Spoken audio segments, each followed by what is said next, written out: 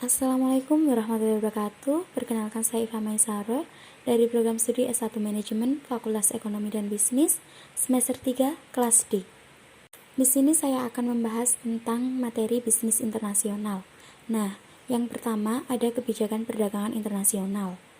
Kebijakan perdagangan internasional adalah berbagai tindakan dan peraturan yang dijalankan suatu negara, baik secara langsung maupun tidak langsung, yang akan mempengaruhi struktur, komposisi, dan arah perdagangan internasional negara tersebut.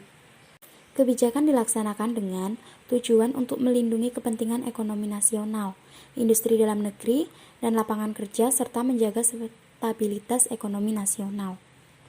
Beberapa kebijakan perdagangan internasional diantaranya yaitu 1. Politik proteksi, 2. Politik perdagangan, 3. Politik autarki.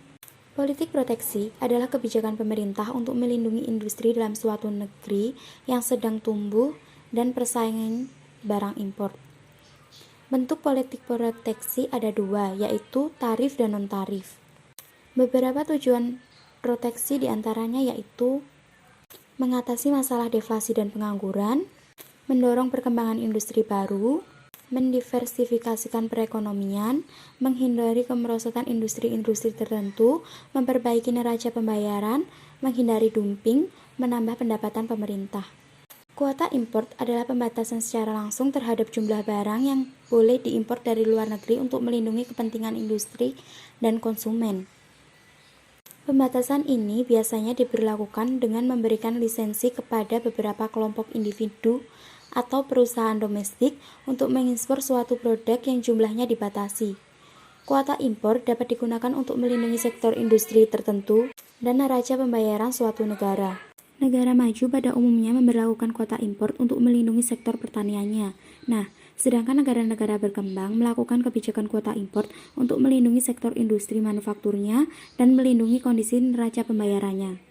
Nah, untuk selanjutnya, pasar valuta asing yang biasa disebut dengan falas adalah mata uang asing dan alat pembayaran lainnya yang digunakan untuk melakukan atau membiayai transaksi ekonomi dan keuangan internasional atau luar negeri yang biasanya mempunyai catatan kurs resmi pada Bank Sentral atau Bank Indonesia. Mata uang yang sering digunakan sebagai alat pembayaran dan kesatuan hitung dalam jumlah transaksi ekonomi dan keuangan internasional. Nah, di sini ada hand currency, mata uang yang nilainya relatif stabil dan kadang-kadang mengalami apresiasi atau kenaikan nilai terhadap mata uang lainnya.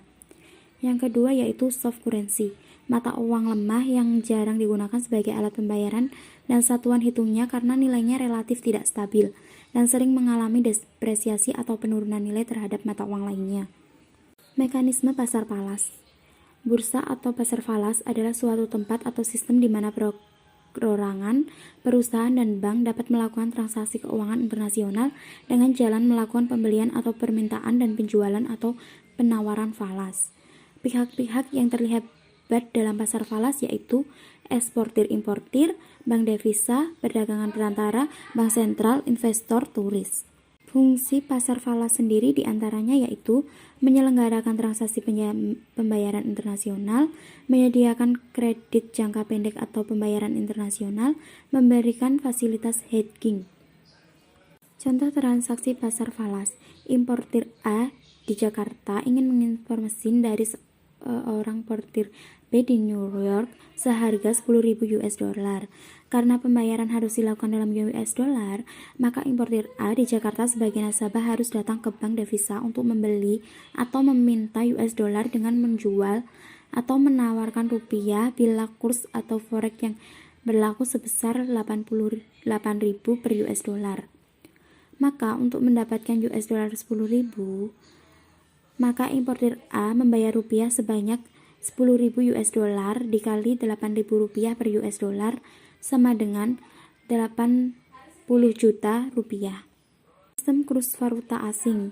Terdapat 3 macam sistem kurs yaitu Fixed Exchange Rate, Floating Exchange Rate, Fixed Exchange Rate. Tren pemasaran global 2021. Saat dunia kita mengalami perubahan yang cepat, kami menyadari kebutuhan untuk menggali lebih dalam tentang perkembangan lingkungan untuk lebih memahami bagaimana konsumen dan eksekutif merespon produk baru mereka. Dengan pemikiran ini, kami melakukan 2 survei untuk menginformasikan masing-masing global 2021 tren pemasaran. Survei Pulsa Konsumen Tren Pemasaran Global mensurvei 2.447 konsumen global usia 18 dan di atasnya pada bulan April 2020. Survei ini diluncurkan di Amerika Serikat, Inggris, Meksiko, Cina, Afrika Selatan, Qatar, Uni Emirat Arab, dan Kerajaan Arab Saudi. Survei C-Suite Tren Pemasaran Global melalui survei 405 eksekutif C-Suite Amerika Serikat dari global perusahaan pada Mei 2020. Survei ini menayangkan pendapatan mereka kepada CMO, CFO, COO, dan CHRO tentang bagaimana topik terkait tanggapan mereka terhadap COVID-19. Global Marketing Strategi berpusat pada perdagangan adalah kunci strategi marketing pemasaran yang efektif.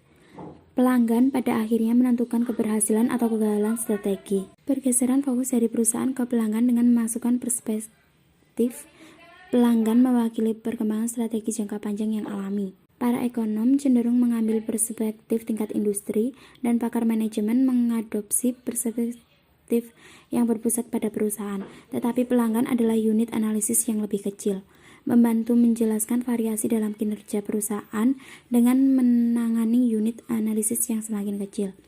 Strategi pemasaran terdiri dari keputusan dan tindakan yang difokuskan untuk membangun keunggulan diferensial yang berkelanjutan relatif terhadap pesaing di benak pelanggan untuk menciptakan nilai bagi pemangku kepentingan.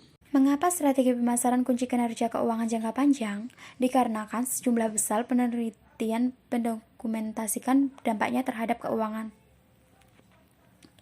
Tetapi banyak orang tidak menyadari luangan lingkup pengaruhnya terhadap penjualan dan laba. Tumbuhkan ukuran pasar, tumbuhkan pangsa, harga dan margin yang lebih baik, mengurangi biaya. International Operation. Global strategi diantaranya standardized product, economies of scale, cross-cultural learning. Selanjutnya international strategi, import-export or lens existing product. Selanjutnya transnational strategi, move material, people, ideas across national boundaries, economies of scale, cross-cultural learning. Selanjutnya multi-domestic strategi, use existing domestic model globally, franchise, joint ventures, subsidiaries. Global product yaitu economies of scale, global recognition, scope. Untuk produk strategi yaitu market needs, future, dan innovation, complete goals. Global promotion strategies. Marketing communication include advertising, sales promotion, personal selling, and public relation. When communicating with publics in more than county, firmen must work within the dimension of each market to maximize the promotion objective. Sekian penjelasan dari saya.